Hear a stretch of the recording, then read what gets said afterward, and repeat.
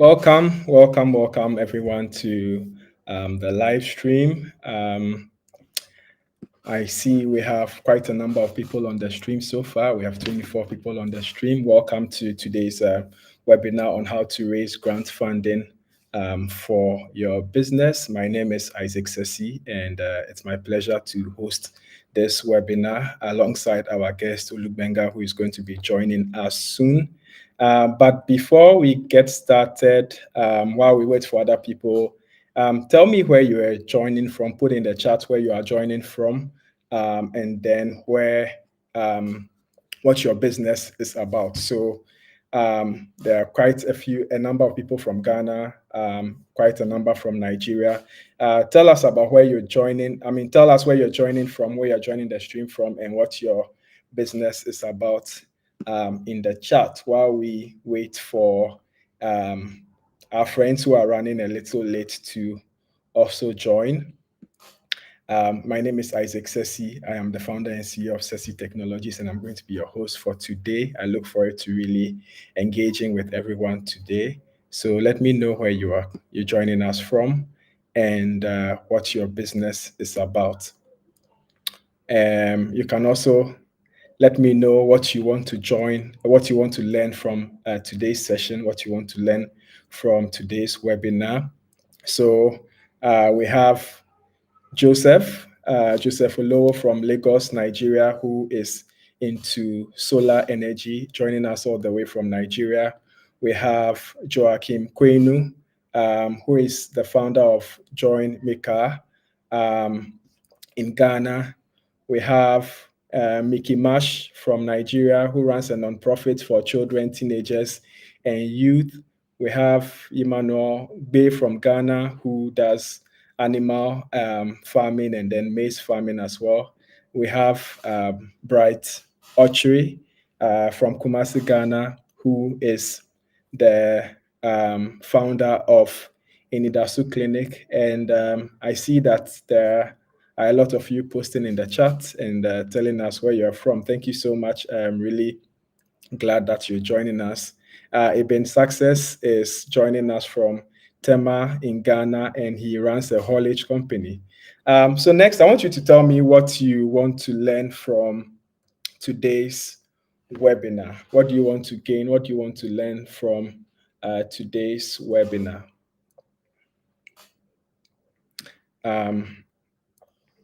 while we're waiting for you to tell us what you want to learn from today's webinar, we have Tech TV from Tamale, Ghana. He's into agribusiness. We have Al Hassan from Northeast Ghana, founder of Alco Share. He's into extraction of um, share butter. Hayford from Siani. Thank you all so much for joining the stream. We're going to be starting just momentarily. Abraham from Nigeria. Abraham from Nigeria. Okay, Mickey wants to learn how to secure grants for nonprofit organizations, and we're going to be talking about all of that. Yes. So thank you all for joining us today. As you have received in several of the emails that I have shared over the last few days, today we're going to be talking about grants. We're going to be understanding what grants are and how they can benefit our businesses. We're going to be understanding what the requirements for winning grants are. We're going to be discovering where and how entrepreneurs can find the right grant opportunities and how to position your business to win grants. So this and many more are some of the things we are going to be talking about today. We're also going to have a question and answer session where we're going to be answering all of the questions that you have. Or we have Justice joining us all the way from the UK. Wow, so we have quite a global representation over here. Now, I am going to be your host. As I mentioned, my name is Isaac Sessi. I am an entrepreneur and an innovator. I'm the founder of Sessi Technologies, where we develop affordable technology solutions to help farmers reduce losses and maximize productivity. I have raised over $300,000 in grant funding for my business, and so I have quite a fair bit of experience when it comes to raising grant myself. Aside a lot of the things that we do, I am also passionate about sharing my knowledge and my insights in entrepreneurship. So I do a lot of coaching for aspiring entrepreneurs, and I share a lot of content around entrepreneurship to aspiring entrepreneurs. So if you are looking to grow your business, build your business, and you are looking for solid practical advice, do well. Please, if you're on Facebook, hit that follow button. If you're on YouTube, hit that subscribe button. And so that anytime I share any new content, you'll be the first person to see. So that is it about me. I am not going to be here alone today. We're going to be having a really, really knowledgeable resource person that is going to be joining us today. So I have the pleasure of introducing Olugbenga from Nigeria, who is the founder and CEO, co-founder and CEO of Grandmaster. And Grandmaster is a platform that helps you, that connects you to grant writing expert. And Olugbenga is a visionary grant funding expert, founder of Grandmaster that has been backed by Google for SDGs, USADF, among others. He's a two-time TEDx speaker, Mandela Washington and Tony Elumelu Fellow. And more importantly, his company helped over 30, sorry, has helped dozens of entrepreneurs raise more than $30 million in funding. So today he's going to be sharing and pouring into us a bit of really valuable insights into how we're going to raise grant funding. So welcome, Benga. It's good to see Thank you you for again. having me. Really good to see you too. Thank you so much for having me. Thank you. Yeah. So just before we begin, I have something exciting to share with you. Now, Benga's company is launching a new product called Grant Success School. It is an online program that helps anybody or entrepreneurs learn how to write winning grants, how to write and win grants. And it's an online course that is launching from next week. But then uh, someone is going to get a free scholarship to attend this very, very packed online, really, really valuable online program. So stay to the end to see how that's going to happen.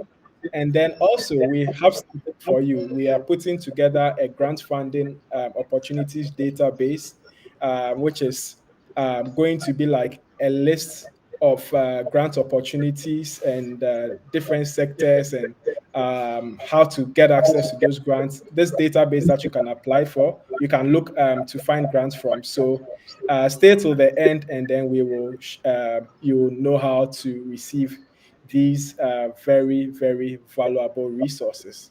So on this note, we will just jump straight to why we're here.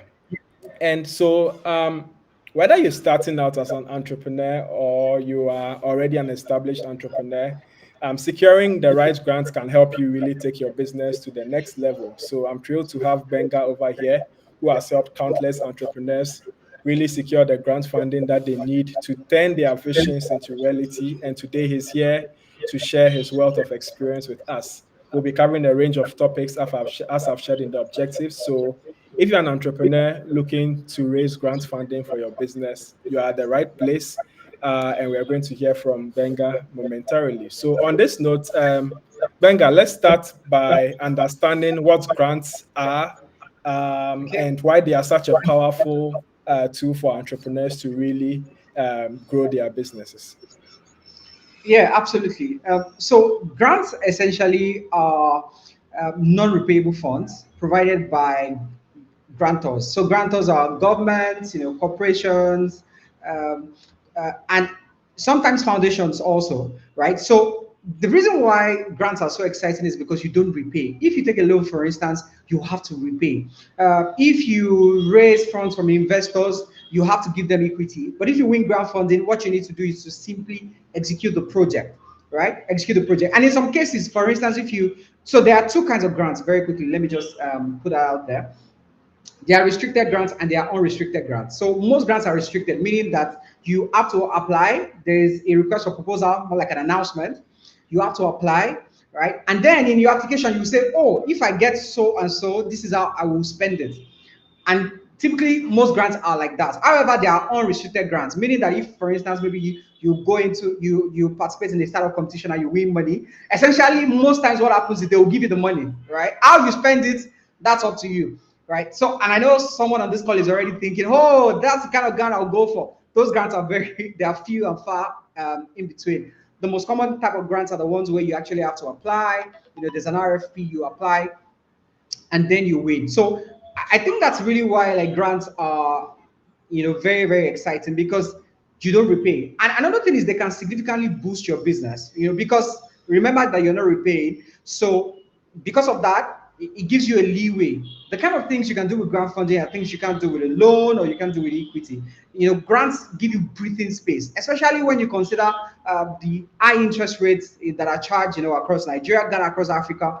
Then you begin to appreciate grants. But then another thing you need to know is that grants are very, very competitive.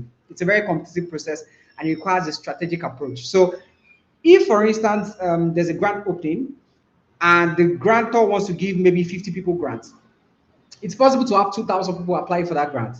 In fact, let me give you an example. Tony Elumelu Foundation, when I won in 2017, I think I remember over 100,000 people applied, right? I remember the exact number. I was over 150,000. That was 2017, and only 1,000 of us were picked. So grants are extremely competitive. But the reason why people are so excited about grant funding is because you don't have to repay. And sometimes, people ask me, they go like, "Are you sure? Is this for real?" Yes, it's for real. When you win a grant, you don't have to repay, but you have to do the work. You have to actually do the work. You have to do the project. That's what you need to do. So, Isaac, back to you. Right. Yeah. Thank you. Thank you so much. So, as Benga has stated, the nice thing about there are so many ways to raise funding for your business. There are loans, there is startup equity, there is venture capital, there is crowdfunding, etc. Now, all of these different types of funding opportunities are opportunities that you have to give something in return. Either you have to pay it back or you give out a certain percentage of your company. But with grants, the nice thing about them is that you don't have to repay. So that is one of the things that can really help move your company forward, because if you're thinking about loans, you're thinking about collateral, right? Many startups or young businesses don't really have money for collateral, or don't have that collateral Yeah. requirement. So then, grants, it's like almost like free money in a way that you don't have to pay back. So thank you for sharing that. Now, so Well, if it almost sounds too good to be true, right? As people are think someone is thinking, oh, free money, then I can just get up and go and have some, right? But is that the case? Are there Do we have certain kinds of businesses or projects or entities that tend to be more suitable or more eligible for grants funding? Can we talk a bit about that? Well, yes. So a lot of times when people hear grants, they think NGOs. Truly, NGOs can apply for grants. There are a lot of grant openings for NGOs, right? And if you're a business and you're wondering, I've been seeing grant opportunities, but there's always NGO, NGO, NGO. I think one of the things that you can do as a business is you can also register a non-profit. So you can register a foundation alongside. If you also want to win grant funding and you also want to apply for all the opportunities that are open to NGOs, that's one of the things that you can do. You can just open a foundation. So that would be like your CSR arm. So that's the way to fix that if you want to apply for every opportunity available, right? But in terms of the kind of organizations that are attractive to funders, if you're an NGO doing high impact work, of course, grant funders are interested. And then if you're a business and you have a huge social impact angle, and when I say social impact, meaning that you are empowering people, you are changing lives in some way, right? So a bad example would be trading. If you're a trader, it's going to be difficult for you to get grant funding, right? You would need to tweak your idea. A trader meaning that you're buying and selling. For instance, you are buying and selling clothes, you're buying and selling shoes, you're buying and selling whatever it is you're buying and selling. You're a trader. You would need to tweak, your business model so that you are not just trading, you are adding value. And so, if you are maybe in your business, you are generating jobs, you are empowering people. Like for instance, Ceci at Ceci Technologies, right? They're empowering farmers. I mean, I follow Ceci very closely. I see all of the amazing things that they are doing, and so that is very attractive to the grant funder. You have to understand how grant funders think. Grant funders have money, but they don't have time. You have time, but you don't have money. So it's a match made in heaven. So what the funder is looking for is the grant funder is looking for who they can give capital, to create that change in the world. That's the reason why a lot of billionaires have foundations. A lot of very rich people, they want to give it back to the community, but they don't have that time to deploy that capital themselves. So they are looking for vessels. And I believe that the reason you're on this call is because you're ready to receive grant funding. You have that vessel you're ready to receive. So you have to be thinking in terms of social impact, right? Look at your business. Is there a social impact angle? Are you creating jobs? Are you empowering people? Are you changing lives? If the answer to that is yes, if you're creating any form of social impact, then your business is a prime candidate for grant funding. Um, yeah, thank you very much. So yes, that means that if you are currently here listening to us, and then maybe you are doing buying and selling, maybe you don't have anything that can really speak to you making a social impact. That gives you an opportunity now to like think about, okay, what am I doing? How can I pivot it in a way that includes a social impact angle, right? So let's say someone sells share. One of the things you can do as someone who sells shea butter is to figure out how your work can improve the lives of the women farmers who actually grow and produce the shea butter for you to go and buy and sell. Now, once you can position your company to say that we are improving the lives of shea butter farmers in the rural areas by providing them education, by providing them market access, that puts you in a position to be able to now access grants, because now you introduce a social impact, yeah, component. So thanks for sharing that. And following that up, just in terms of structure, right? Aside from having like um, a social impact angle to your business, just in terms of structure, Okay. What are some of the eligibility requirements? Because there are lots of people here who have probably not even registered their companies. They don't have Oh, okay. anything accounts. They don't Yeah. have any kind of governance, but then they are looking for grants. So, in terms of structure, what do you think is the way to structure your business in a way that puts you in the position to be able to win grants, even when you have that social impact component to your business? Oh, yeah, sure. So I think you mentioned the first one, which is like you have to be registered. Your business has to be registered because grant funders want to deal with people who are registered, right? So let me explain it this way. It's very easy for a person to disappear. It's very hard for an organization to disappear, right? It's very easy for if for instance, think about like small businesses, one person businesses. If that person dies, that's the end of the business. But when you have an organization, it's very continuity is easier when it's an organization because if one person dies or one person leaves or something happens, other people can continue. This is why grant funders prefer to work with uh, uh, organizations rather than individuals. So that's the very first thing. The first thing is you absolutely, have to be registered. So whether you're in Ghana, you're in Nigeria, you're in South Africa, Kenya, wherever you're joining us from, register. If you are serious about your business, go and get it registered. That's one key criteria. Another criteria is also like your financials, right? And a lot of small business owners and also some people that maybe you're new in the NGO space, you run the organization from your personal account. Essentially, you are not ready for funding. If you are ready for funding, if you're really serious about this, you need to have a separate account, a separate bank account for the organization. You are not the organization. It's the same way I'm not Grandmaster, right? I work at Grandmaster. I am not. I'm not the organization. You need to separate yourself from the organization because if you keep spending money directly from the organization's pocket and there's no difference between yourself and the organization, it means that when you're applying for grants and they ask for your financial statements and all of that, you will not be able to tender anything. You would not be able to tender. So it's very important that you have, a separate bank account. Keep your financial records. You need to have some form of financial accounting, right? It can be a simple software like Wave, like Zoho Accounting. Nigeria, for instance, you have Bumper. You can use a tool like that, something simple just to keep your records. Because if you don't keep your records, first of all, it's going to be hard for you to quantify your impact. And like Peter Drucker said, you cannot manage what you cannot measure. So it's very important that you have financials. That's one thing. Another thing is that some funders like prefer organizations that have a fiscal office that are traceable.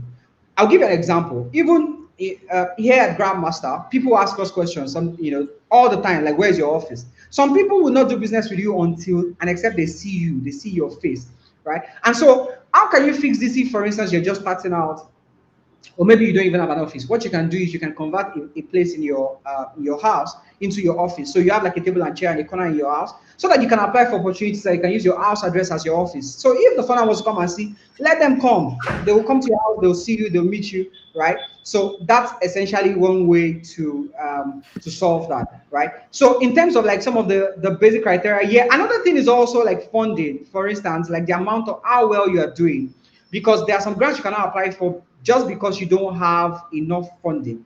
No funder will give you money that they don't think you can manage. Meaning that if, for instance, your yearly revenue is $5,000, you cannot be applying for a $1 million grant. It doesn't work that way, right? It doesn't work that way. So funders will give you money they think you can handle. And I can give you a simple formula, which is take your, if you're an NGO, take your yearly expense. We're in 2024 now. Divide your 2023 expense, the entire money you spent 2023, divided by two. That is realistically what you can win in a single grant funding call. There are some funders, however, that are willing to give you 100% of your yearly expense, but no funder will give you money they don't think you can handle. Meaning that if you're a business and you're doing maybe $5,000 or per year, or maybe you're doing 10 million naira per year, or you're doing 5,000 CDs per year, no funder will give you anything, that is crazily outside that. It happens once in a while, but most funders will not give you that, right? So I just want to stop there for now, but those are the basics. Yeah, thank you very much for sharing that.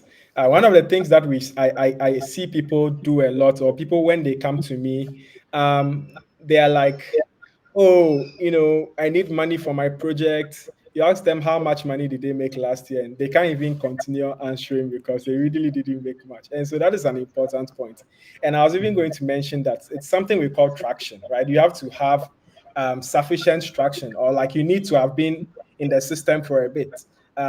We need to, people want to see that you are reputable, you actually have operations going on, you are making some money, you are generating revenue, you are making progress, you are creating some level of impact.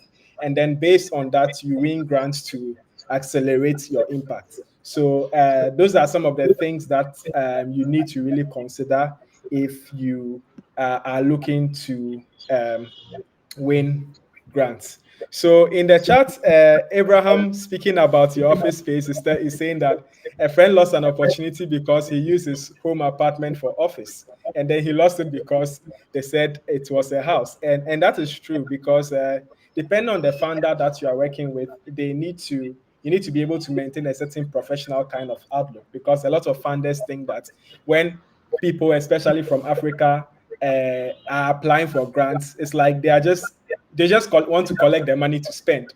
And so if you show that you are not professional, that goes against you. So yes, Yeah, you need yeah. to really have Isaac, your I just want business. to also jump in on that. So sorry to interrupt. Right. So, Abraham, what you said is, I mean, I totally can relate. But essentially, this advice works when you're very small. You're where you're just starting out. You have very small traction. The organization is small, is young. Do you understand? If, for instance, you're applying for a huge grant, like $100,000 grant, for instance, you cannot be using the home office, right? So your home office will work when we're talking about grants like $1,000, $5,000. The funder will understand at that level, right? So essentially, you cannot be applying for some certain kind of grants if you don't have some certain kind of things in place, right? I remember a grant that we won. It was my co-founder that applied, but we worked on it together, right? And it was the organization got the grant, the Ansisha Prize, right? They came, Ansisha sent somebody, right? They came to the office. They even interviewed the staff. They interviewed them. So essentially, the person was looking at the form because they were looking at like the answers that were provided beforehand, and it was asking all questions, right? And then he would say, "Okay, thank you very much," and then he would talk to the staff and all, and he was going around. Where did we show him? He even went to. We said, "Oh, we have a kitchen." It was something that we mentioned in passing in the application that, oh, we provide free feeding. It was like, "Yeah, show me your kitchen." So imagine if we had lied. Imagine if we had lied in our application. It would just have gone like, oh, those guys are fraudsters, right? That's how we would miss out on the grant. So essentially, funders would give you a leeway, if you're just starting out, and that's where the home office setup can work. It does not work for big amounts. At that rate, you want to shoot for big money, you have to show that you have the structure. Yeah, that's so true. Right. So now that we know how to set ourselves up, or like in terms of structure, how to set ourselves up to be able to attract certain kinds of grants. Let's look at now. I'm ready for grants. Okay, I have a business, or I have a nonprofit. It's making impact. We are making some revenue. We feel like we're in a place where we can now access grants, but then we don't know how to even find these grant opportunities. Can you help us with where are some of the places that entrepreneurs can go to find grant opportunities? Okay, so first of all, uh, shameless plug here. Grandmaster has a Telegram group that you can join, where we share opportunities, and essentially it's free of charge to join. You can also follow Grandmaster on social media. We share opportunities, from time to time. But our Telegram group essentially is fantastic, and I think we're going to share that with everybody on this call, so you can join the Telegram group. Also, there are platforms like Funds for NGO. You have Opportunity Desk, and by the way, they're not paying me for adverts, right? I'm just mentioning that, right? So you can check out those platforms. So Funds for NGO, Opportunity Desk, you can follow Grandmaster, join Grandmaster's Telegram group. You'll be able to get access to these opportunities. Another one is just essentially following people that follow these opportunities. What do I mean? There's a particular grant that we won at Grandmaster, and how did I see the grant? I saw it on a friend's status, right? So it's very important. That's why you should subscribe to Isaac Sessi's YouTube channel, for example, and follow Grandmaster on social media. Why? Because we are always talking about all of these things. So it's important that you follow people that talk about those opportunities and check out those websites. Join Grandmaster's Telegram group so that you can see those opportunities as they drop. Yeah, thanks for sharing that. So for me, now, if you are on the internet, you know that there are these things called cookies that are tracking your every move, right? Now, for me, because I follow a lot of funding opportunities, because I'm also always on the look for funding opportunities for my business. Even in my feed, like my Google feed, I keep seeing grant opportunities from, say, Opportunity Desk, or Opportunity for Africans, or funds to NGO, funds for NGOs. There is VC for A. There is what other site is that? I've just forgotten. But there are actually a lot of sites where all they do is to post grant opportunities. It's definitely going to be in one of the resources that we share with you after this call. As we mentioned, we're also going to be sharing a database with you. Yeah, so you have to immerse yourself in looking for these opportunities, and thankfully, there are just sites that you can, um, follow to be notified. Some of them even have newsletters that they will send you these grant opportunities to your emails all the time. And once you start even checking out some of these sites, they just appear in your feed automatically, right? So now we found a grant opportunity. We want to apply. We want to you know get a share of uh, that cake that the funders are sharing. How do we position, like what are some of the things that we have to look at, or what are some of the key elements that makes a grant stand out and gives it a good chance of actually um, give you a good chance of actually winning that grant? Okay, yeah, sure. So let's talk about let's talk about the keys, some of the keys to just crafting a winning grant proposal, right? So it's important that you research and you identify the right opportunities. That's the first thing. And Isaac already mentioned platforms you can use. I also mentioned platforms you can use. You also have to read and understand the grant guidelines. So before we even talk about writing the grant, a lot of times people start applying for a grant, it's just an opportunity. You don't check the fine print. Is this grant for people in my industry? Is it for people in my country? Is it for people like me? Right? So you need to understand that. And another one is, of course, you then must now develop a compelling narrative, something that aligns with the funder's priorities, meaning that the project you propose has to be in line with what the funder wants. Meaning that if a grant funder is looking for a healthcare project, right, you cannot propose something in manufacturing, except it's maybe manufacturing, maybe you're manufacturing healthcare, equipment or something like that, right? So, because a lot of times people just try to like force their way into an opportunity. You cannot force your way into the agenda of the funder. It doesn't work that way. You need to work in alignment with what the funder is looking for. Meaning that if you see an opportunity and it's not for you, it's not for you. Don't try to squeeze your way in. Otherwise, you will be served breakfast, right? That's what will happen. You'll be served breakfast, right? So those are the key things. And then in terms of like what makes a proposal strong, what are the elements of a strong proposal? A strong proposal has a clear statement of need. And in fact, I think the best way to explain this is a problem and a solution, right? If you're writing a grant proposal, you need to think in terms of problem, solution. What problem am I solving? And that problem, of course, must be captured in the grant funder's RFP, request for proposal, right? It must be captured. A lot of times, grant funders will tell you this is the kind of problem we're looking for. Let me give you an example. African Online Safety Fund. African Online Safety Fund is about online safety, essentially. And when you check their website, it's like a manifesto. This is the problem we're trying to tackle. These are the areas. So they listed everything else, right? If you check it, you see cyberbullying, phishing, all sort of issues. So if you are now writing a project that is outside of the scope, automatically you are not going to win. You're going to be disqualified, right? You're going to be disqualified. So it's very important that you understand it. There's a clear statement of needs. You have a specific problem. You have a targeted solution, right? You also need to have like well-defined goals and objectives. What are the goals and objectives? So for instance, let's say we're applying for African Online Safety Fund, right? And let's say you now focus on cyberbullying. You want to end cyberbullying. What are the goals? What do you intend to achieve? Do you intend to raise awareness among teenagers? Do you intend to empower school owners so that they can have anti-cyberbullying policies in schools? Do you intend to work with government at the policy level, right, to tackle this problem. There are multiple ways to tackle the same problem. That's why in a single application, you can find like different people applying for the same opportunity with different ideas, with different perspectives. So it's very important that you know that you have well-defined goals and objectives. These are the things we want to achieve, right? Another one is just having measurable outcomes.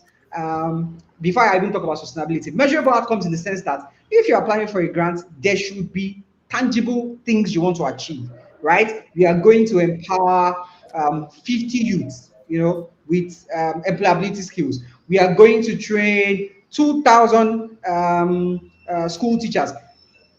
It has to be tangible, it has to be measurable, and it also has to be realistic, right? Don't be like, oh, I've attended this webinar organized by Isaac Sessi where Benga said we should have tangible goals. And so you now say, oh, we are going to train 1 million youths, and you're asking for a grant of $5,000, right? The funder knows that you're not serious, because how can you train 1 million youths with $5,000?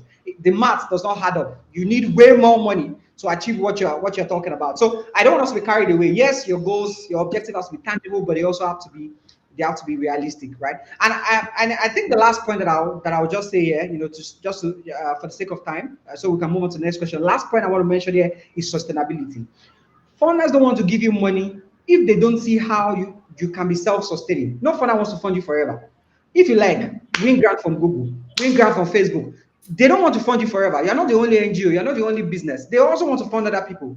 Meaning that if they fund you today, they want to see how you can take that funding and grow from there, and do big things, make bigger impact from there in the future. So it means that you need to have some form of sustainability built in.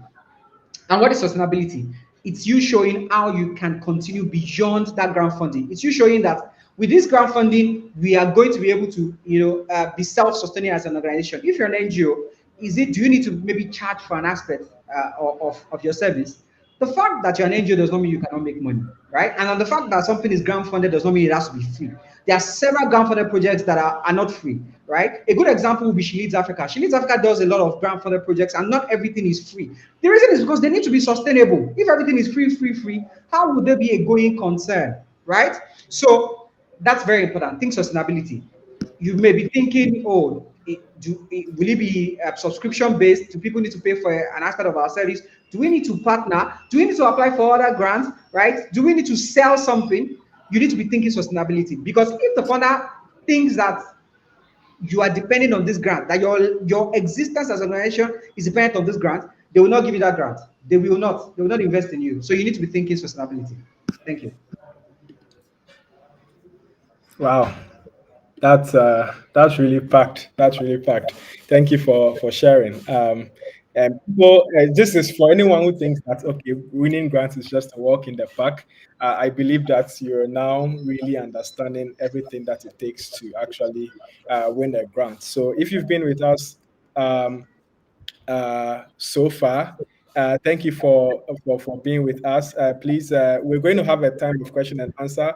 So if you have any questions so far, put them in the chat. We're going to get to them. If you have any comments so far, if you are enjoying this, put them in the chat. Leave your comments in the chat. I'm going to read some of them.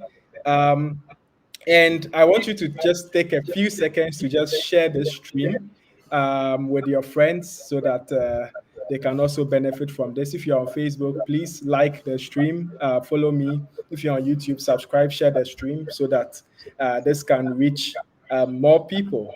And we've been having a really insightful session so far on how to raise grant funding for your business. So there are a lot of people here who are very early stage in um, their journeys, right? And they have not done as much as they probably need to do, or maybe they are here thinking, oh, I'm now starting. I have to do this, I have to do that, I have to do this, I have to do that. But I remember that when I started my journey, well, some of the grants that we won, we were less than a year when we won those grants. And so I want to ask you, if you're a startup with limited traction, or you're an NGO, or you have a project which still has limited traction or revenue, how can you still be competitive when it comes to grants application? How can you still, put in a good grant application in a way that convince funders that, look, we are small, but we are serious and we know what we are doing. Thank you so much. I mean, first of all, I like the way you framed it. We are small, but we are serious. That's the key word, serious. So what you need to do is you need to do a pilot. What is a pilot? A pilot is a form of test, right? If you have limited traction, maybe you're young, you're less than 1 year, right? You need to do a pilot. You need to, so that pilot is like a test, meaning that you need to show that the idea you have or the concept you have or the business you have, or the NGO you have has the potential to grow. And how do you do that? Do a pilot, do a test. So I'll give you an example. I use Grandmaster as an example, right? Before we started Grandmaster, I was not sure that there was a market or that there was a need for our service at all, right? So what I did was I organized a training, right? A grant writing training. I organized. I just wanted to see, like, is there a market for this? I organized a training, and essentially, with very limited marketing, people signed up, right? And I was like, oh wow, this is interesting. And then, of course, beyond the training, a lot of people were like, I don't have time for to maybe write by myself. Can you help me write? And then that was where we started from. So it was not like I just woke up one day and said, oh, I'm going to start Grandmaster. And by the way, there's a story about that also. There's a story. And Isaac knows the story because before I started Grandmaster, I was running a business. I was running a digital agency, which is still existing today, by the way, e-power, right? But the major issue with running a digital agency is that you get one big contract today, tomorrow you start chasing clients, right? It's very hard to get like subscription if you're running an agency. You're always looking out for the next client, and we wanted something more stable, so we're looking for, right? And then I decided that, I have this great idea. It's called Polyvoice, right? And Isaac would remember this because we were in Bahrain together. Isaac, do you remember? Yeah, I remember. Yeah. So I was like, Polyvoice, right? And yes, Polyvoice got to the final of the competition. That was when I met Isaac for the first time. We were in Bahrain together, pitching, right? And I remember when I pitched, I remember the look on the judges' face. I got to the final, by the way, and I remember the look on their faces, and I saw the way they were shaking their head, and I just knew, like, it was finished.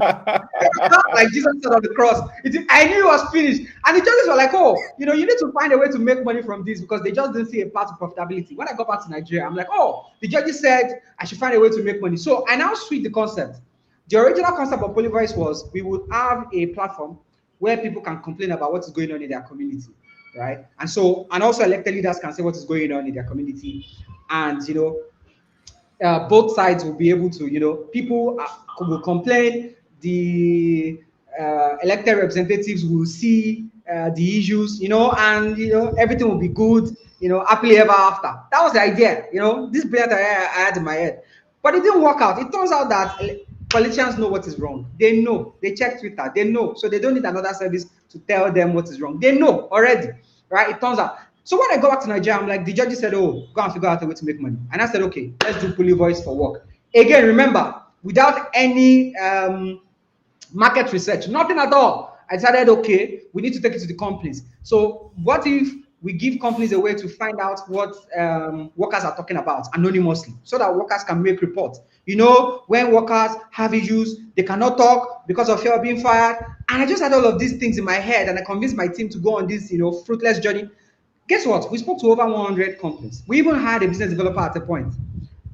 Not one company paid us. They would just say, oh, it's such a beautiful concept. They didn't pay us. They will always say nice things. Oh, it sounds so nice, but they won't pay, right? And that's when I knew, like, this is just a dead end. And so that was why in 2020, when I had the idea for Grandmaster, I did not want to waste my time. I did not want to waste my team's time, chasing shadows. And so that was why I said, oh, let's do a pilot. How can we test this concept? How can we test that there's demand for this? Okay, let's do, training to test. And even after we did the training, I still was not convinced because Polyvoice now, the terrible memories from Polyvoice. I said, okay, let's now send out a form to people that attended the training and tell them that we're going to launch this writing service. That if they prepay, if they pay in advance, we'll give them a discount. And lo and behold, people paid for a service that we had not launched. The only thing we had was a Google form. We had no fancy website. We had nothing, and people were paying. That was when I knew there was demand for the service. So Why am I sharing this deeply personal story? I'm sharing this story to encourage you. If you are, especially for people on this call, maybe what you have is an idea, right? You need to first validate that idea. You need to be sure that there's a market for it, so I don't waste your time chasing shadows. And if you're very young, you need to do a pilot, right? Something. If, for instance, you have a product for schools, the question is, how many schools have you been to? Right? How many schools are using? Even if it's just 2 schools, 3 schools that are paying you, that are using your solution, it shows that you have something, right? So if you're very young, you use a pilot. That is what you use to apply for applications. If 2 people are applying for funding and one person has an idea and another person has a pilot under their belt or traction, who would the funder give funding to? I think the answer is obvious. Yeah. Yeah, wow. You bring back a lot of memories from Bahrain. Yeah, thanks for sharing that. And talking about pilots, one of the grant opportunities that really cater towards idea stage is the D prize. So I know that some of your the people in your portfolio have won the D prize. It's like a grant that you can win even with just an idea. And Yes. if you really think through the idea and how it's going to really solve whatever challenge that they're asking for. You can even use an idea or just something that you have just started down to um, get a grant. So thanks for sharing that. You're So welcome. Sorry. So sorry to interrupt. Just to jump in, there's another one also, the pollination grant. I think you mentioned it earlier, the pollination grant. So if you're idea stage, all you have is an idea, pollination grant is there for you, the price is there for you. So there are grants that are for idea stage. It's just that they are very few in number. In terms of the volume, there are more grants for people that have started something, but there are also grants for idea stage. So thank you so much for bringing that yeah. up. Yeah. And as we are throwing these grant names about, some you are wondering, can you share this list with us? Yes. If you stay till the end of the stream, you'll know how we're going to send you a whole database full of different grant opportunities that you can consider and that you can apply for. We're running out of time, so maybe we just I just have a couple of questions for you before we enter into the question and answer Okay. phase. And so, please, if you have any questions, put them in the chat. I already see some questions in the chat. We're going to start looking at them. But then now you've gone to apply for a grant, right? You've seen a grant, you've applied for a grant, and then you didn't win, right? What are some of the reasons why that could have happened? Why you apply for a grant and you don't win? Can you walk us through any of these? I think the number one reason is that you're, first of all, you're applying for something that you do not qualify for. That is the number one reason that I've found in my experience working with clients. People just apply for things that they do not qualify for, right? The first thing you want to do is you just want to stop applying up and down. I know that, yes, there is grant porn everywhere. And I use the phrase grant porn because essentially everybody's talking about, you can win grant, but nobody talks to you about like what kind of grant you should apply for. So the first thing you want to do is you want to stop applying for just any opportunity. Apply for the ones that you qualify for. That's the number one reason people get rejected. The second reason people get rejected is for mistakes, simple mistakes, right? So if, for instance, your application has like a lot of typographical errors, the reviewer immediately thinks this person is not serious, right? They think this person is not serious. It means you're not careful. It shows you're not an excellent person. You are not likely to win that grant. If it's just one typo or no, I mean, any reviewer would overlook that. But if like your entire proposal is riddled with errors, bullets, like we call it in Nigeria, then you're not likely to win that grant. So silly mistakes. A silly mistake, for instance, could be maybe failing to attach the right documents. Some grants will say, oh, attach your business registration certificate, attach this, attach that. If you don't have the attachments, you will not be selected. Why? A lot of people apply for grants, right? Imagine 1,000 people applying when only 10 people will win. So any opportunity to weed weak applicants away will be taken, right? So let me give you another example. I'm currently, I was one of the reviewers for Africa Business Heroes, and there was a particular applicant that I saw, it did not remember to attach his video, his testimonial video, right? And in my head, I'm like, how will you forget this? Like, how? Right? So that's one of the reasons why, because that applicant, for instance, now could have scored higher, right? Could have scored higher. Another example is I cannot mention the name of this particular organization, They're affiliated with a prestigious university in the UK, and I'm one of their reviewers. And essentially, I'm seeing how some applicants would, write answers, and the organization is saying attach evidence, and they will leave that blank. So, are you expecting me as a reviewer to go and be looking on social media for evidence when you're supposed to just provide a link for me to verify? So, those are some of the mistakes people make, right? Sometimes what you've written is brilliant. It's just that you did not cross your eye, you did not touch your teeth, sometimes. So, essentially, sometimes it's just like mistakes. Another reason is it's just extremely competitive. Like you tried your best, right? But your best was not enough. And so that's where really just having the knowledge, and the training comes into play. Because when you see winning grant proposals, and sometimes you see grants that you don't win, it's not like the people that won did some very exceptional thing. It's because they understand the game. It's like when you are playing football, right? And you have a player that is just dribbling, dribbling, dribbling, and gets to the box 18 and does not score. There's a particular team that does that a lot. I will not mention their name. We all know that team. Every season, that team, their fans are always like, "This is our season." Sometimes they even go on top of the mountain. No need to mention their name. We all know that team, right? Let's keep it that way. You get to the box, the thing you'll be passing, shoot the ball into the damn net. And so there are people that apply for Does grants. does that team wear a blue jersey? Let's keep this webinar safe. Let's keep it a safe space, right? And so there are people that apply for grant proposals and they do exactly that, right? You write, very good answers, but when it comes to like your budget, for instance, you then write, you then cook up some outrageous budget, something that is, detached from reality. Meanwhile, your narrative is very, very strong. And so these are some of the reasons why. So it's possible for you to have a very solid proposal, but if you don't understand how the game is played, right, you will just be like that very fantastic player or fantastic team that is just passing the ball around, but you fail to score. So I'm just going to stop there for the sake of time now. But I think like those are some of the biggest reasons why people don't understand. They just don't understand the game. They don't understand, how the game is played. Yeah, thank you very much. Thank you very much. Someone is saying that the team analogy is unfair. It looks like he's the supporter of that team. I did not mention any team. Yes. So thank you so much. Before we go into questions, I have one last question. Now, we as entrepreneurs, we are busy doing our works. We're busy running our companies and managing operations. Writing grants is tedious. It's time consuming. It takes your focus away from what you should be doing. Especially if you don't have someone within your team who is really good enough to be able to at least start drafting a grant application for you, the entrepreneur, to look through and then correct those mistakes and submit that grant.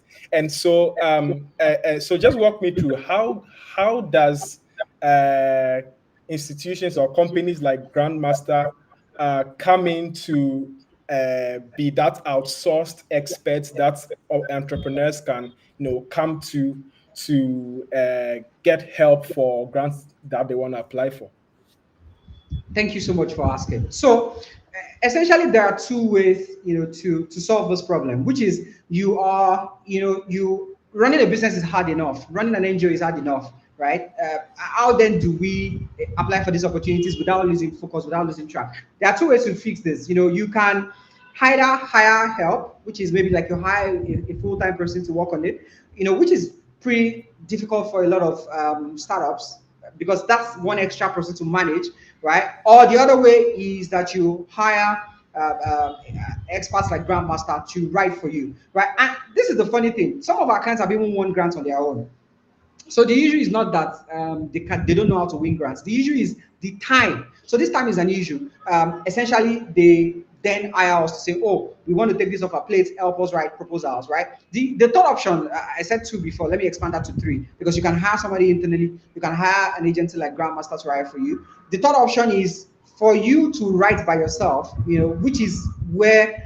And the way you can do this, for instance, is you can decide, I'm going to send my entire team, for a specialized training so that they acquire the skills, or I'm going to send somebody, or I myself will attend the training, right? Because, and the advantage of, getting trained yourself is, if you then decide to outsource to an organization, if they write nonsense for you, you will know, right?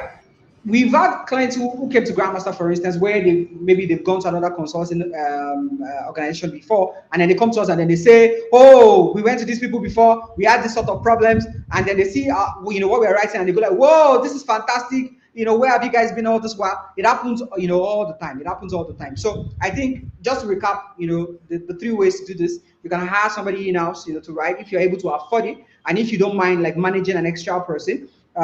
Or you can hire an agency like Grandmaster, sort of like Grandmaster, to help you manage the process.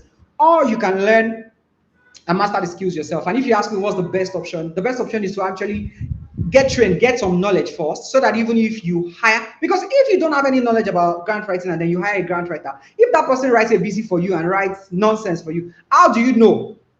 Well, you will not know in the immediate, but you will know eventually. And how will you know? The rejections will pile up. The rejections will pile up. It will be higher Yeah, than losses yeah. from a certain thing that we will still not mention. Yeah, thank you so much. Thank you so much. Wow, it's been such a very an insightful session. I myself has having won over $300,000 in grants, have even learned a lot from this session myself. We're going to go into the question and answer session. Someone is saying they know the team. It's Chelsea. Please, we do not take responsibility for the views of people's comments. We want to be open. We want to be fair. Anyway, so thank you so much. We're going to go into question and answer, but just before we go into the question and answer session, as I mentioned, um, Benga and his team at Grandmaster are starting a new initiative called Brand Success School, which is an online training program that is going to help you teach you how to write winning grants. They've helped dozens of companies win lots of grants, and then they can help you too. And today we're going to be giving is it one or two people free scholarship to get all of this training from experts. And this is how you, yeah, so it's one person. This is how you do that. First, tell us what your business is and, why you want to win that grant, that scholarship to learn how to write good winning grants from experts. And then we're going to pick one person and then award that scholarship to. Um, but you must be subscribed and then you must be following. So you know, because if I see that you've written something really good and I want to pick you and then I check and you are not subscribed, I'll say no. I'll go choose someone else. So yeah, put in the comments why you want to be given that scholarship to learn how to write winning grants from the Grandmaster School. I also did mention that we are going to be giving you guys a database of grant funding opportunities. And so if you've made it to this point, congratulations.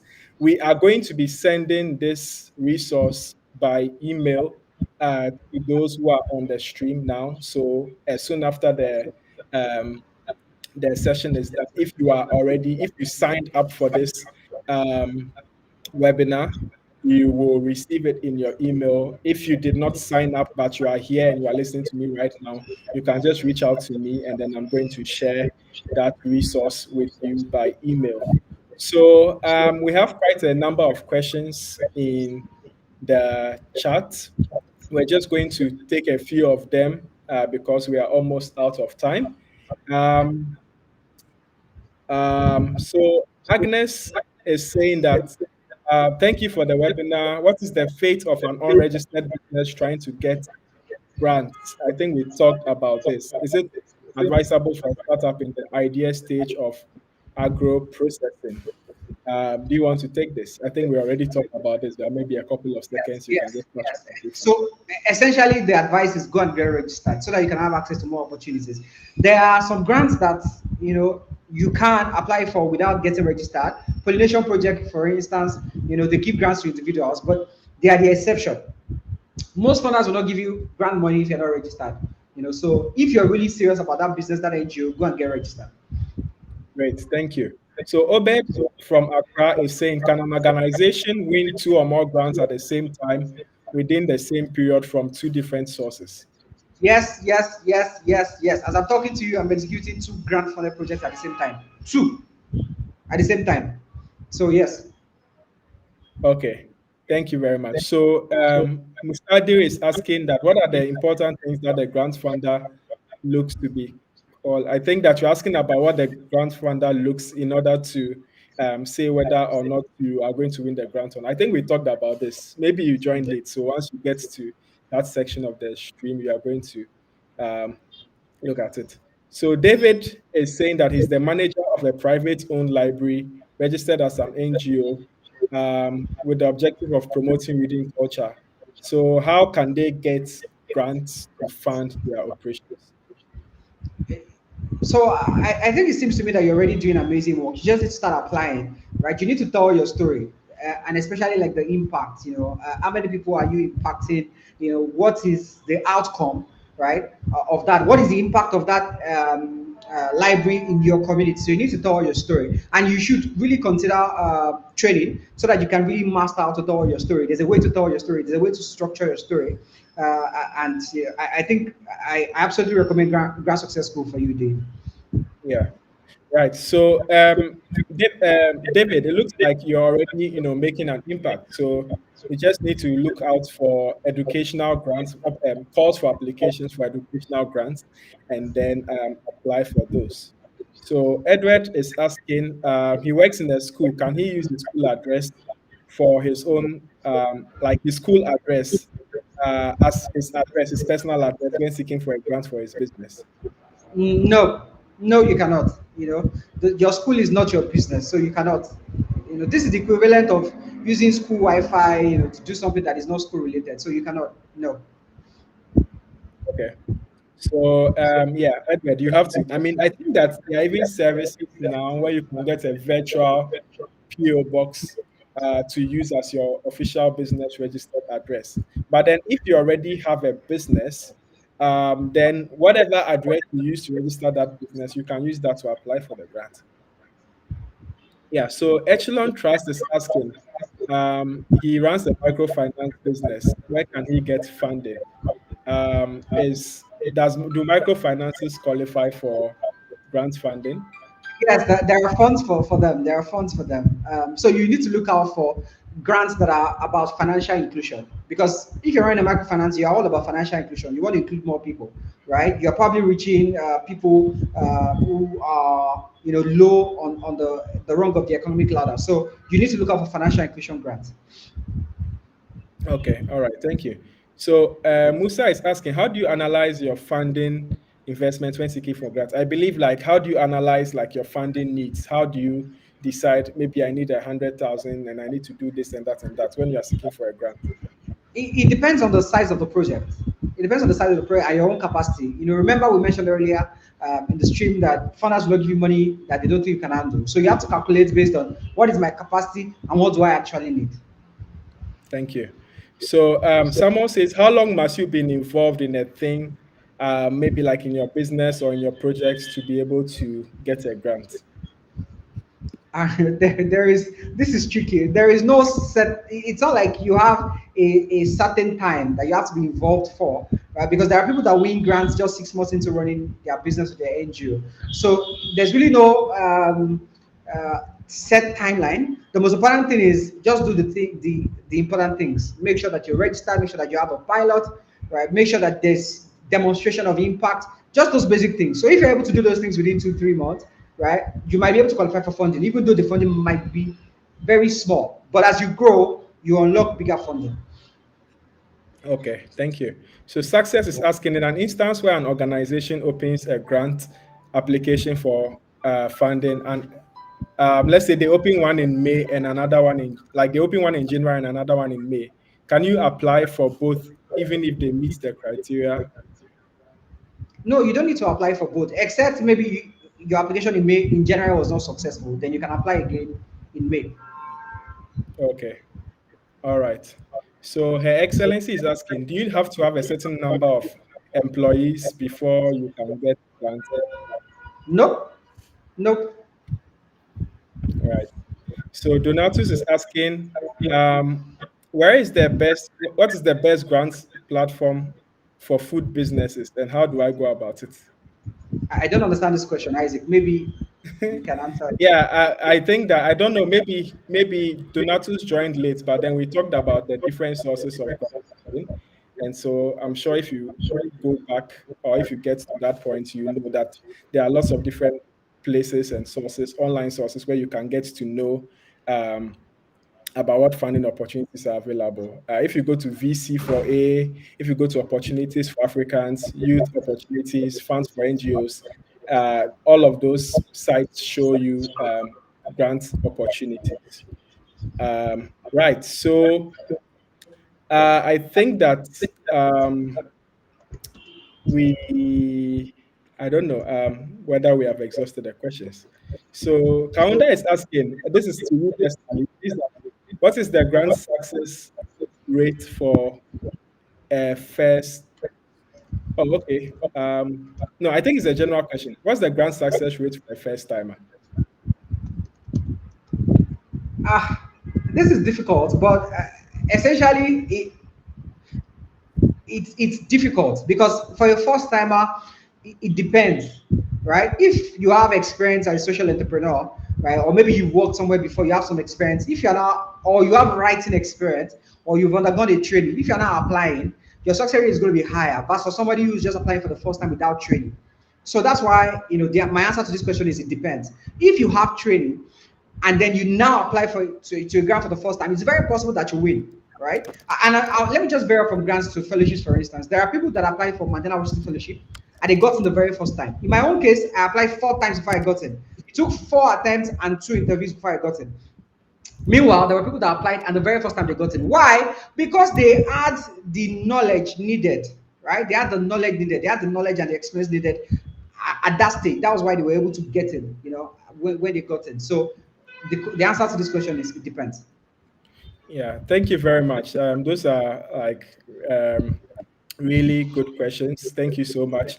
Unfortunately, we can't take any more questions, but then I will still monitor the chat, and then if there are any more questions, I'll answer them over email. Now, before we go, I'll give Benga the opportunity to tell us a bit more about Grant Success School. And then while he's talking up to us about Grant Success School, you can keep putting in the chat why you should be giving that scholarship to Grant Success School. And by the time it's done, we'll pick our winner of the scholarship. So over to you, Benga. Tell us about Grant Success School. Thank you very much.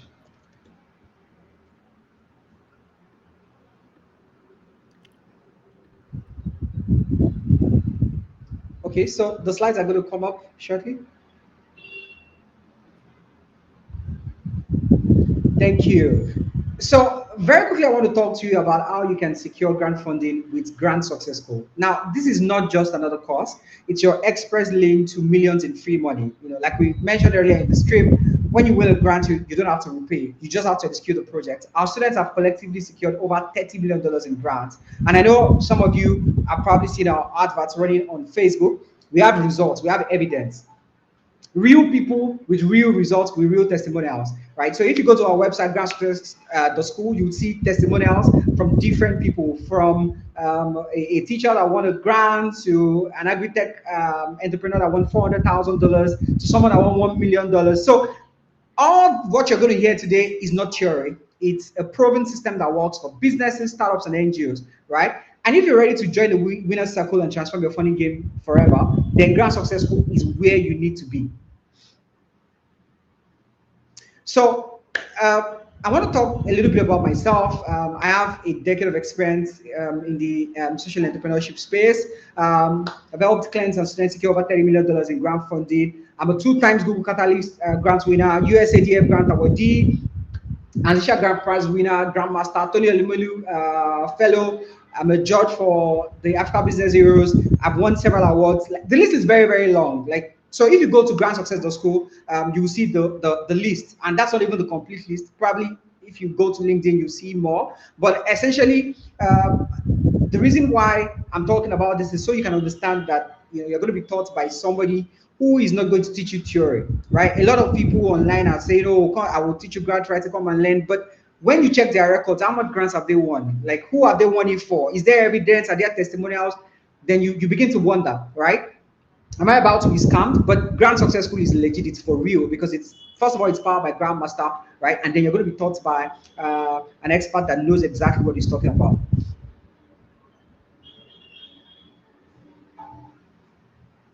So we want to give you, at Grand Success School, we want to give you an experience that no one, will give you anywhere. First of all, it's going to be 4 weeks, a 4 weeks, flexible but also intensive experience that will turn you into a grant winning machine. And we're going to give you personal feedback on every single assignment, right? There's no other training, that will do that for you, where they will actually review every single assignment. You're going to get out of Grand Success School, right? And we're also going to use real world case studies, from people that are won $400,000 and above. We're going to give you real case studies, and you're going to have access to a tribe of badass entrepreneurs just like you, right? And another thing that is just different about Grand Success School is your learning starts the minute you join. Even though the school has not formally started, students are getting daily tips. And one of them, said, a few days ago, like, wow, it feels like class has already started. So that's one difference between Grand Success School and any other school. In any other school, if you enroll, you have to wait until you get until the school starts before you start learning. You join Grand Success School, your learning starts immediately. And also, you are guaranteed to find 40 funders that are ready to rain money on your business or your NGO. And then the final thing is you're going to gain mastery of pitch competitions that will make grant funders fight over you. There's a way you pitch your story. There's a way you pitch the thing that you do. The way you communicate with passion, with excitement, with confidence, right? That will make funders fight over you. And this is exactly what you're going to get at Grant Success School. By program completion, you will have found 40 grant funders dying to fund your vision. You will have crafted 4 killer proposals with expert feedback on every single one. You'll have submitted at least 1 badass proposals that funders can ignore. And here's the big one. You compete for a share of 2 million naira, which is $1,333 in cash prizes, actual cash, right? We have money for you, waiting for you, right? And this is going to be shared among the top 5 students. And also, you will have learned how to master grant interviews and how to deal with reporting. A lot of times when people tell you about grants, they don't tell you about reporting. The truth is, if you win grant funding, there's work. Oh, you will do the work. You will execute the project. You will do reporting, right? And all of this will be covered, at Grant Success School. So, because you are on this webinar right now, because you are here on this webinar right now, we have an exclusive offer for you, right? And if you sign up now, seller.co. Please go to seller.co/GSS. You also have the QR code on the link, right? Instead of paying 50,000 naira or $50, you only be paying $45 or 45,000 naira. If you use that link, this link expires in 24 hours. This link is a special link. If you go to our website, this is not the price you will see there. So this link is a special link only for people on this webinar, right? And this link expires in exactly 24 hours. The most engaged participants will get a 100% scholarship, right? So please keep pitching. We're going to pick one person who's going to get, the scholarship 100% free. But if you enroll within the next 24 hours, you're going to get 10% discount, which is why you need to use the QR code or go to the link right now to pay. Now, I have a special offer for you. If you enroll before the end of this webinar, meaning that you are so fast, fastest finger, you're going to get a book from me. And the book is titled How to Win Your First $10,000. This book is not anywhere. Go to Seller, search online. It's not anywhere. I've not released it anywhere. And it's not, this is not a lead magnet, right? I'm not trying to cajole you. You cannot find the book anywhere. How to Win Your First $10,000, right? If you enroll before the end of this webinar, meaning like your fastest finger first, you are going to get that book from me, right? I'm going to send it to you personally, right? So these are the offers, and these are the exclusive bonuses that we have for you.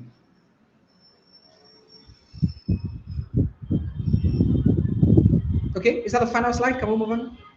All right, so once again, I want to say thank you so much. Thank you very much.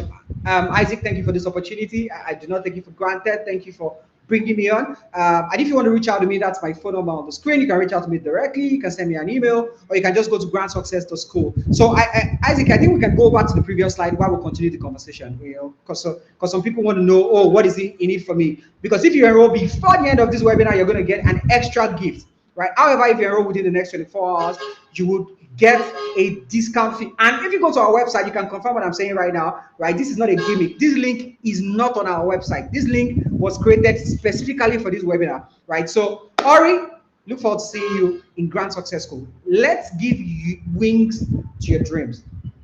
Let's turn your ideas and your aspirations into actual reality, right? So, Grand Success School is going to give legs to your vision and to your dream. What are you waiting for?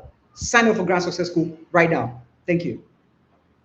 Thank you. Thank you very much, Benga. Thank you very much, everyone who has been with us so far. We still have 71 people on the stream, which is like incredible because usually towards the end of any live stream, everybody starts dropping off because they've heard all the juicy stuff. But you're here, and I believe that you've all found value in what we have shared.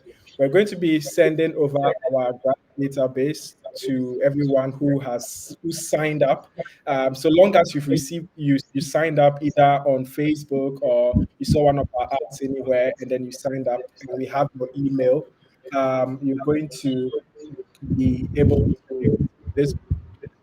If not, you can just send me an email at hello@isaacssexy.com, and then I'm going to send you that resource.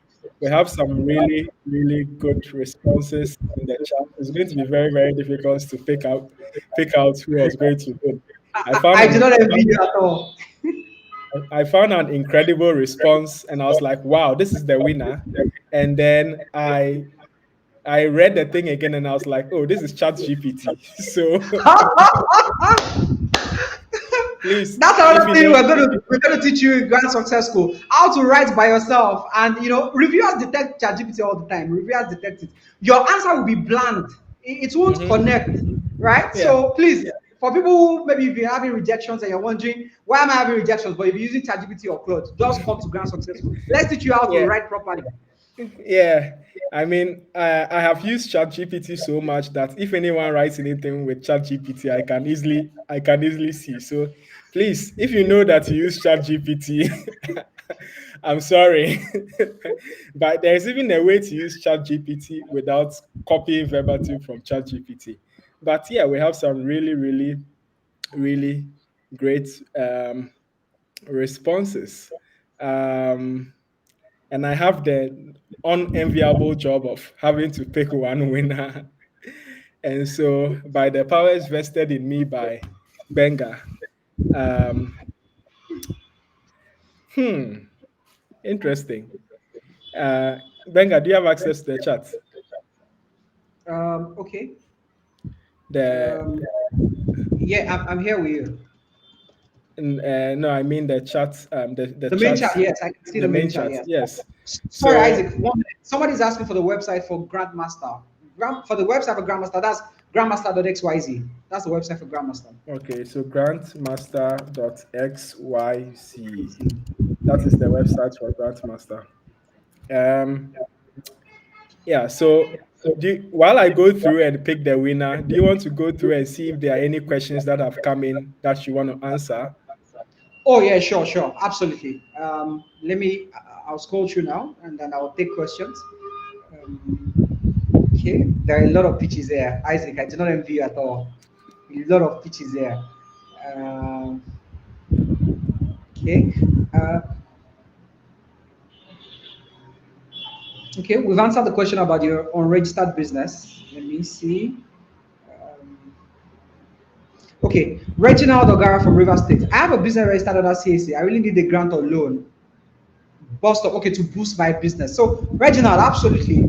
So, Reginald, like I mentioned, there are two options. You can either hire a grant writer or you learn, how to write by yourself. And if you ask me, what's the best case scenario, is to do both. Exactly. So, Reginald, I look forward to seeing you in Grand Success School. Please join us. Come and learn how it's done. Because sometimes people see all of these figures and they're like, is it possible? Yes. Right? Can somebody just send you $5,000 just like that? Yes. Right? The first major grant that I won was, even though I won a grant before that, but the first major one I won was in 2017, Tony Elumelu grant. When the $5,000 hit my account, I'm like, This is real. Like this is real. So yes, that's exactly what happens. $400,000, $1 million. These amounts are not fake. They are not scams. There are people that are winning grant funding, and for some reasons, some people will not come out to announce. It's not every time that people win grants that they announce, right? For different reasons, right? And you have to respect people and their reasons, right? But essentially, like every day, there's always a grant winner somewhere. Okay, let me see. I'm trying to check if there are questions that we don't answer. And by the way, if you have questions that you think we've not answered, you can ask again so that it surfaces to the top. Um, and then I'll be happy to take that question. Mohammed, you asked what advice do you have for a startup. I believe we've answered that question. Edward, amazing shared, Mr. Gwenga. Edward, you're welcome. You're welcome. Um, okay. How are some of the major things? What are some of the major things that make them reject you? So complex movement, I believe that we've addressed this question. Complex movement, I believe we've addressed it.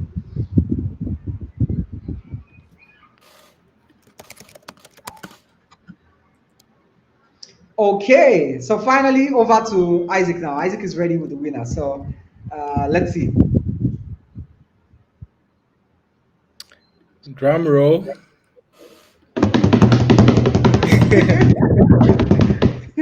So after reviewing a lot of the responses that you guys have shared, I am happy to select my winner for the scholarship of the Grant Success School. And it's in the person of Kaunda. So Kaunda says that he has a vision to make Doma East the most literate constituency in Ghana by 2042 at an estimated cost of 2 million US dollars.